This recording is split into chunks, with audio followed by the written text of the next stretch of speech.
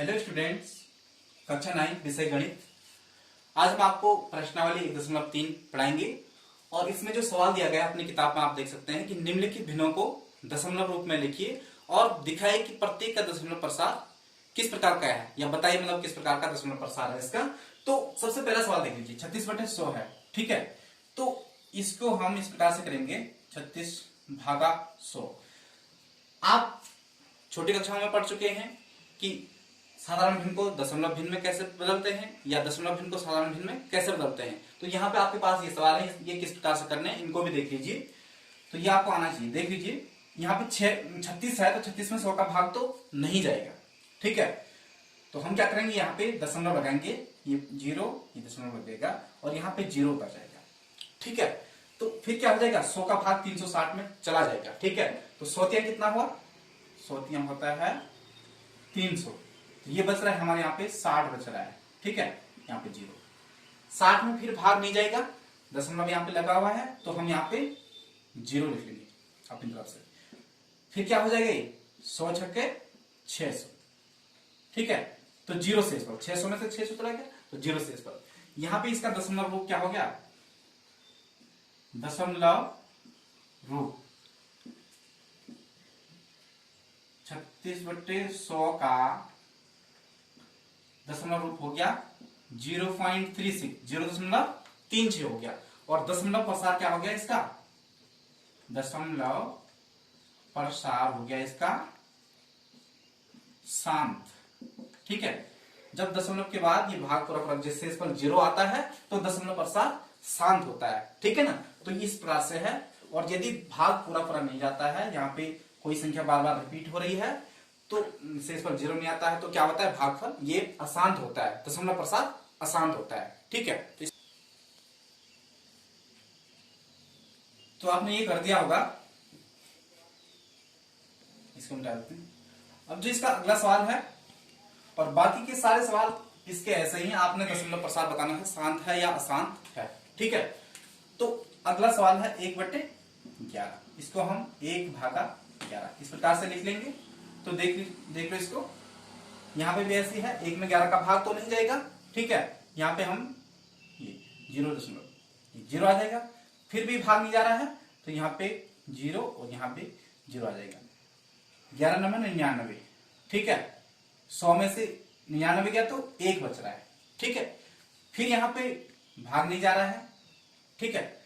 दशमलव यहाँ पे लगा हुआ है, यहाँ पे 1 0 लिख लेंगे, फिर भी भाग नहीं जा रहा है तो यहाँ पे 0 बढ़ा के यहाँ पे 0 आ जाएगा, ठीक है। और ये फिर 11 9 99 हो रहा है, ठीक है। यहाँ पे घटा लीजिए, 1 बच रहा है, फिर यहाँ पे वही कंडीशन आ रही है।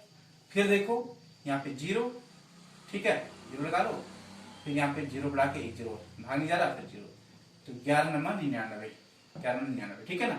ये यहाँ पे फिर 1 बच रहा है। तो ये हमारे पास बार बार रिपीट हो रहा है। ये देखो आप 0 9 0 9 0 9, समझ गए हो। तो इसको हम कैसे लिख सकते हैं, 1/11 बराबर 0.909। तो ये 0.9 जो है हमारे पास बार बार रिपीट हो रहा है, इसमें हम बार रख सकते हैं। मतलब ये यहाँ पे एक के ऊपर रखेंगे तो 0.90909, ये बार बार क्या हो रहा है, रिपीट हो रहा है। तो इसका जो दशमलव प्रसार हो रहा है वो अशांत होगा, क्योंकि यहाँ पे शेष पर 0 नहीं आ रहा है और यहाँ पे बार बार ये संख्या रिपीट हो रही है। तो देख लो, जो इसका दशमलव रूप होगा वो 0.09 बार होगा और दशमलव प्रसार क्या हो जाएगा, दशमलव प्रसार शांत हो जाएगा, अशांत हो जाएगा, सॉरी, इसका अशांत हो जाएगा, ठीक है ना। शांत और अशांत कैसे होगा ये आप समझ गए होंगे। तो इस प्रकार से ये सारे सवाल आपने हल करने, इसके आगे के सवाल आप खुद कर लें। तो इसके बाद ये आपने कर दिया होगा। इसके बाद हम अगला सवाल करेंगे। अगला जो है, अगला क्वेश्चन आपका दूसरा वाला तो सिंपल है, वो आप कर देंगे, ठीक है। तो दूसरे वाले में कोई दिक्कत नहीं होनी चाहिए आपको। यदि कोई दिक्कत होती है तो आप हमें कमेंट्स में पूछ सकते हैं। तो दूसरा अब हम जो सवाल करेंगे वो है तीसरा सवाल देख लीजिए कि निम्नलिखित को P/Q के रूप में लिखिए, जहां P और Q क्या है, पूर्णांक हैं और Q बराबर 0 न हो। ये पूर्णांक आप कक्षा 6 7 8 में पढ़ चुके हैं, ठीक है। तो देख लीजिए ये कैसे होगा। हमारे पास दे रखा है 0.6, इसके ऊपर बार है, ये इस प्रकार से ये डैश कहते हैं या इसको बार कहते हैं। ठीक है, तो ये कैसे करना है, इसको हम लिख सकते हैं, माना x बराबर 0.666, इस प्रकार से ये मतलब रिपीट है। ठीक है, ये समझ लो, क्योंकि 6 के ऊपर बार है तो 6 क्या है, मतलब वो रिपीट हो रहा है। ठीक है, इसलिए ये इस प्रकार से आ जाएगा। तो ये हमारे पास पहली समीकरण बन रही है। ठीक है, अब हम क्या करते हैं कि दोनों पक्षों में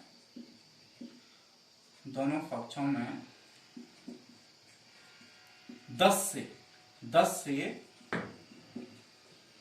गुणा करने पर, 10 से गुणा क्यों करेंगे, यदि एक अंक के ऊपर बार होता है हमें 10 से गुणा करना है, और यदि 2 अंकों के ऊपर बार होता है तो हमें 100 से गुणा करना चाहिए। ठीक है, तो इस प्रकार यहां पे हम इसलिए क्या करेंगे, 10 से गुणा करेंगे, तो 10 का गुणा x से करेंगे तो 10x हो जाएगा, और बराबर 0.666, इससे करेंगे तो यहाँ पे ये 6 आ जाता है। ठीक है, गुणा करके देख लो, 6.666 आ जाएगा। ठीक है, और ये हमारे पास क्या बन रही है, दूसरी समीकरण बन रही है। अब यहाँ पे देखो हमने x का मान निकालना है, तो समीकरण 2 में से समीकरण 1 को हम घटा देंगे। देख लीजिए, समीकरण 2 में से समीकरण 1 को घटाने पर, ठीक है, समीकरण 2 हमारे पास 10x बराबर 6.666। ठीक है, ये समीकरण 2 थी, और पहली समीकरण x इक्वल 0.666, ये समीकरण पहली है हमारे पास। ठीक है, घटा लीजिए, माइनस कर देंगे, तो यहां से घटाओ, 6 में से 6 गया 0, फिर ये 6 में से 6 0, ये भी 0 हो जाएगा। ठीक है, यहाँ पे दशमलव ऐसे आ जाएगा, और 6 में से 0 गया तो ये 6 ऐसे आ जाएगा। ठीक है, 10x में से 1x घटा देंगे तो कितना बच रहा है, 9x बच रहा है। ठीक है, अब हम इसको 9x बराबर 6 लिखेंगे, ये 0 0 हम यहाँ कुछ नहीं लिखेंगे। तो अब देखो x बराबर हो रहा है 6/9 हो रहा है, क्योंकि यहाँ पे x के साथ 9 का गुणा हो रहा है, तो इस पक्ष में जाने पे इसका भाग होगा, तो 6/9 हो जाएगा, और इसको हम काटेंगे, देख लो, 3 दूना 6 और 3 तिया 9, तो ये आ रहा है।